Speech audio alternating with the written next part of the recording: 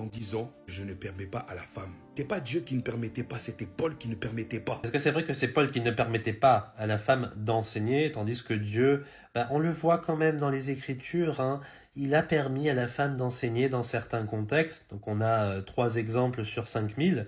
Et du coup, voilà, hein, la femme aujourd'hui peut être pasteur, elle peut enseigner. Si Dieu lui a mis ça à cœur, voilà, vous connaissez cet argument bisounours, est-ce que c'est vrai? Alors ce qui est assez grave, c'est de dire que c'est Paul qui ne permettait pas. En réalité, c'est Dieu qui ne permet pas, comme Paul va l'expliquer du verset 13 au verset 15. C'est facile de s'arrêter au verset 12, d'être gêné par ce verset et de nous sortir un contexte historique qui n'a rien à voir avec le contexte, comme le temple d'Artémis, le fait que les femmes elles enseignaient et que ça a mené du désordre, hein. Rien à voir les gars. En fait, il y a une question d'autorité et d'ordre depuis la Genèse. Et l'apôtre Paul, qui ne désobéit pas à la volonté de Dieu, il rappelle ce contexte. Et c'est encore valable aujourd'hui, ne vous en déplaise. Dans mon assemblée, par exemple, les femmes ne pleurnichent pas quand elles lisent ce passage, elles ne sont pas en PLS en train de vite trouver un moyen de détourner l'attention. Certainement pas, hein.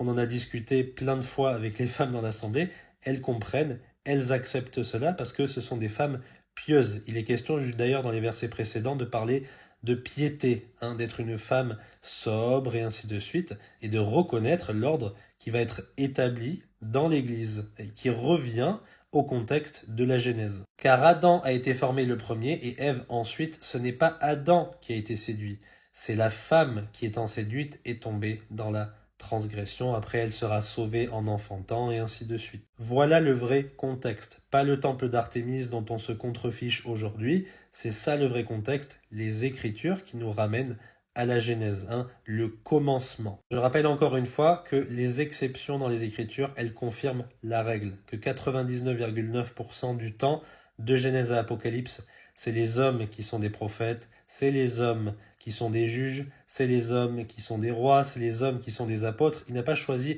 une apôtre, Jésus-Christ, non, que des apôtres hommes. Ensuite, dans les assemblées des pasteurs, c'est des hommes, et c'est pour ça qu'au verset suivant, hein, à partir du chapitre suivant, qu'est-ce qu'il va nous dire l'apôtre Paul?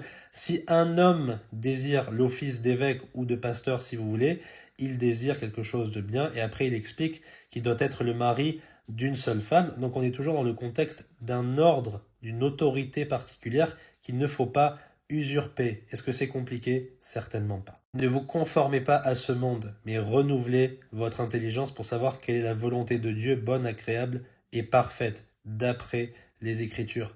Pas d'après ce qu'on fait depuis quelques décennies, hein, dans une génération perverse et féministe. Que Dieu vous bénisse.